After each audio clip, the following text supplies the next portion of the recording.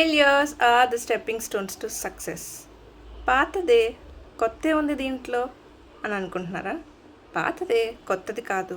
మరి దీన్ని ఎంతవరకు ఫాలో అవుతున్నారు? అర్థం కాలేదు కదా. ఒక చిన్న ఎగ్జాంపుల్ చెప్తాను. ఇద్దరు స్టూడెంట్స్ ఉన్నారు. దాంట్లో ఒకళ్ళు బాగా చదువుతారు, ఒక బాగా చదవరు. ఇద్దరు ఎగ్జామ్ రాశారు. సేమ్ ఎగ్జామ్ సెంటర్లో. ఇద్దరు ఫెయిల్ అయ్యారు.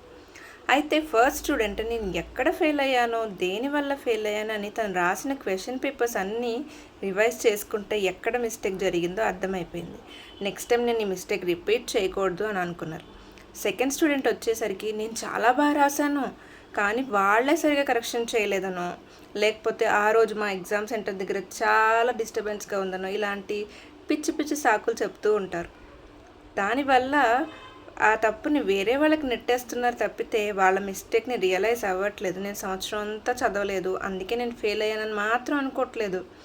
నేను రాశాను, వాళ్ళే నన్ను కరెక్షన్ చేయలేదు అని మాత్రం చెప్తున్నారు. కానీ ఫస్ట్ స్టూడెంట్ నేను రాశాను కానీ ఎందుకు ఈ మిస్టేక్ జరిగింది అని తను రాసిన మిస్టేక్ని రియలైజ్ అయ్యాడు. అలాంటి వాళ్ళకి సక్సెస్ విల్ నాక్ the door.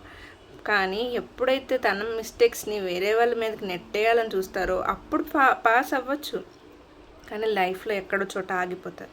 So accept your failure. మీ మిస్టేక్స్ జరిగినప్పుడు, మీ ద్వారా జరిగినప్పుడు యాక్సెప్ట్ చెయ్యండి. ఖచ్చితంగా సక్సెస్ రీచ్ అవుతారు. This is Amrita. బాయ్.